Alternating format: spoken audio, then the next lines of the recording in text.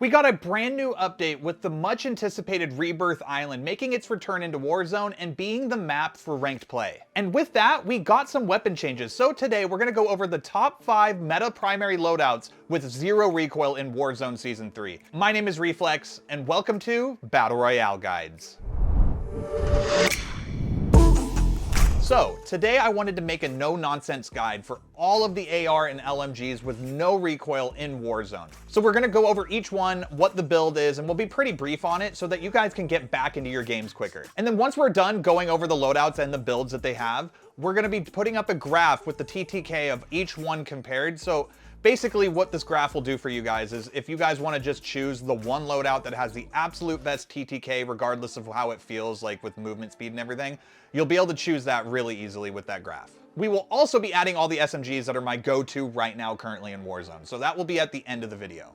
So first up at number 5, we got the Ram 7. The Ram 7 got a nerf recently in this patch, but it honestly did not make it useless. I still see a lot of big streamers still using the Ram 7 as their main primary, and there's a reason for that. It's got an insane fire rate, the TTK is still really good, the recoil is really easily manageable, so there's no surprise that this is still a top option within Warzone right now. It was my favorite gun in Warzone 1, and then again in the last few weeks where it's just been dominating. So this is what the build is for this one. We got the Cassis Brake, the Cronin Headwind Barrel, the Bruin Heavy Support Grip, 60 round mag, and then the HVS 3.4 pad. Like I said, the Ram 7 is still a very good option within Warzone. It's still something that you might want to try out even after hearing that it might have gotten patched and nerfed. You might be worried that it's not going to be the best gun. It is still an amazing gun, so definitely try it out and let me know what you think. Next up at number 4, we got the SVA.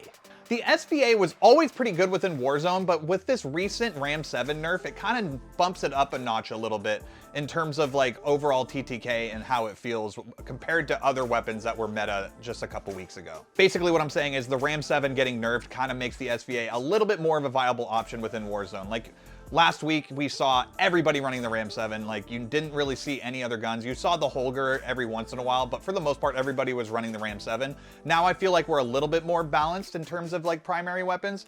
SMGs are another story, and I'll get into that later with the Renetti build, but basically the SVA is a very, very, very good weapon. So this is what the build we have for it. We got the VT7 Spirit Fire Suppressor, the STV Precision Barrel, Jack Glassless Optic, 5.45 high grain ammo, and then the 60 round mag. Next up at number 3, we got the SOA Subverter. So this gun was new in the last season. You unlocked it through a weekly challenge, and basically it's always been a good gun, but with the recent nerf to the Ram 7 again, even though the SOA did get nerfed as well, this gun it's crazy. It's my go-to currently just because of how little recoil it actually has. Like, I'm pretty sure this is the one weapon on here that actually has no recoil. I know there's always that clickbait where like everybody says it has no recoil, but when you try it, it has a little bit. You just have to control it.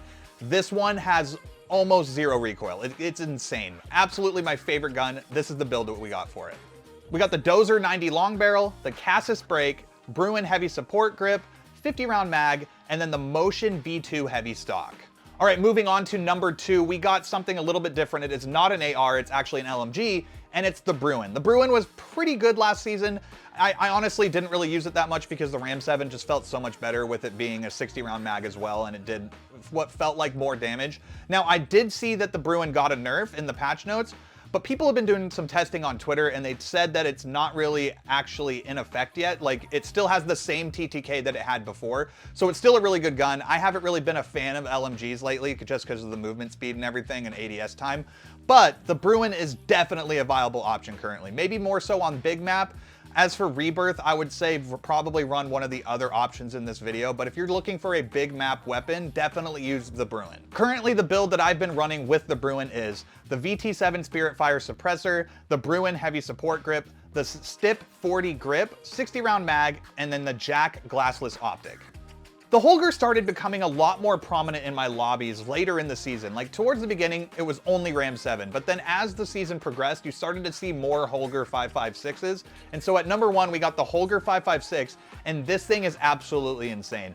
It's got a slightly slower fire rate than the other guns on this list, and with a smaller mag, that's actually pretty good because you still end up running out of ammo around the same time because the fire rate's a little slower, but it makes this gun really easy to control, so it's something that I would definitely think about using if you guys are trying to rank up in ranked. Either the Holger or the SOA Subverter for me, but At number 1, we're going to be doing the Holger 556, and this is the build that I have for it. The VT7 Spirit Fire suppressor again, the Jack glassless optic, the 40-round mag, Creo 6 match barrel, and then the Bruin heavy support grip. This gun is absolutely insane, guys. I honestly think you guys should try this or the SOA over anything else before you try like the Bruin, especially in Rebirth. But honestly, the Holger is one of my favorite guns, but like I said earlier, the SOA Subverter is probably the one I'm definitely gonna be going with for the most part. I kind of just put this list in a random order. I didn't really think about putting it in like terms of TTK, but coming up next, we're gonna be going over the TTK chart and see exactly which gun out of all this list lines up to be the fastest TTK in the game.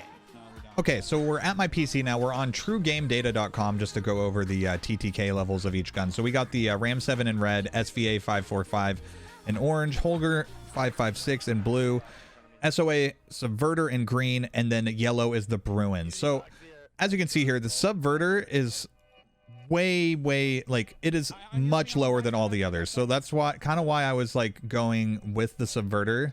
The Ram 7, as you can see, as it like it's got a lot more steps up into as it gets like into a higher range, you start seeing the TTK get really high. So it's still a good gun. Like all this stuff is really tight, but once you get to about 40 meters, like look at the Subverter. So the Subverter, its first drop down is right past 20 meters and is still better than all the other ARs. Up close, this gun kills at like 602 milliseconds, and honestly, that's still pretty good for an AR.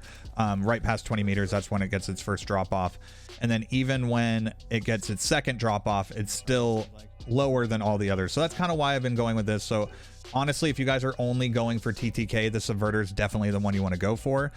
But the other ones might feel a little better to you. Like the Holger feels really nice, and the SVA also feels really good. So if you feel like you have like a lot better of a shot when you're using those other guns and you're hitting more shots, the TTK isn't going to matter as much. But honestly, it's kind of up to you at this point.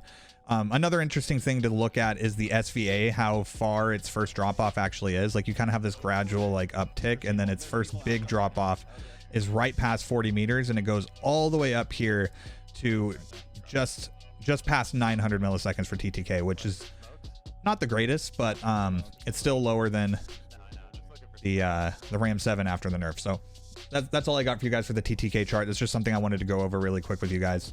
So let's get right on to the rest of the video.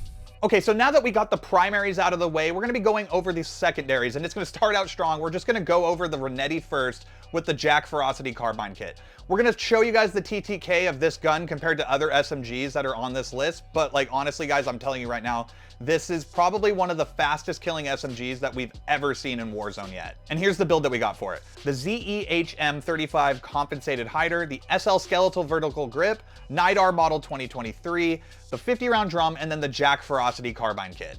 And then next up we got the HRM, and honestly, like how many times has this gun been nerfed? And it is still at the top of in terms of SMGs. For overall reliability, TTK is very consistent among like hitting wherever part of the body that you're hitting. This has been a good gun, still is after the patch and the nerf. I can't believe it.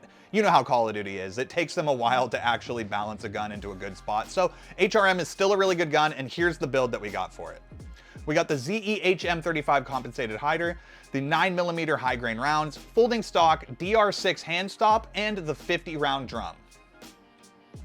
And then next up we have the FJX Horus, I think that's how you pronounce it. This is the new gun that's in the new Battle Pass for Season 3, and this gun has been absolutely insane. I saw it first on Twitter before I got online to check out the update myself, and I knew I had to level it up. I hopped into multiplayer, leveled it up, and immediately was falling in love with it. The TTK is really good, the movement speed's insane, an insane gun. So once the Renetti gets nerfed, this will probably be the one that you're going to want to go to. Either that or the HRM, obviously. The build that we have for it today is the ZEHM35 compensated flash hider. Again, the Sin 9 long barrel, 48-round drum, 48-round mag, the LUL 9M grip, Lopper LXD stock. And now next up, guys, we're just going to show you guys the TTK chart of these SMGs kind of compared to each other. All right, so here's the TTK chart for the SMGs. Obviously, as you can see here, the in orange is the Renetti, blue is the HRM9, and then the FJX Horus is in the red. So The Renetti is just way better than all three. Like, out of the three, the Renetti is the best. I think it's got the lowest TTK out of all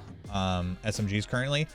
And yeah, it's not even close. Like, you have one significant drop off right before 20 meters, and then the rest of it's just a gradual increase, where the other ones have 1, 2, 3. And the HRM has a lot smaller drop offs, and then the last one is pretty big, but it's so like the Horus has a better TTK for, well, what, like 2 meters? So it doesn't really make any sense to run anything other than the Renetti right now.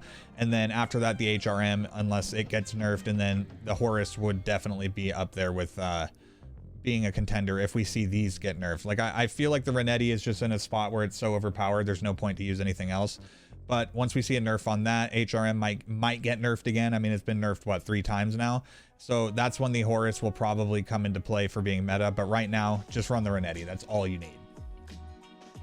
All right, guys, so that's all the no recoil loadouts that we got for you from Season 3 in Warzone. If you guys enjoyed today's video, make sure to drop a like on it. That's the #1 way to show us that you enjoyed it, and then we can continue pumping videos out just like this. And also, if there's going to be patches going on later on in the season that doesn't really deserve a full video for the weapon itself, we're going to be doing weekly live streams on Sundays at 11 a.m. Pacific time. So if there's any other like weird small patches to guns that kind of make a new gun the best out there, we'll be going over it and testing builds out on those streams. So make sure to subscribe so you do not miss that with notifications on. And if you guys want to see more Modern Warfare 3 and Warzone content, make sure to check out the video that's on the screen right now.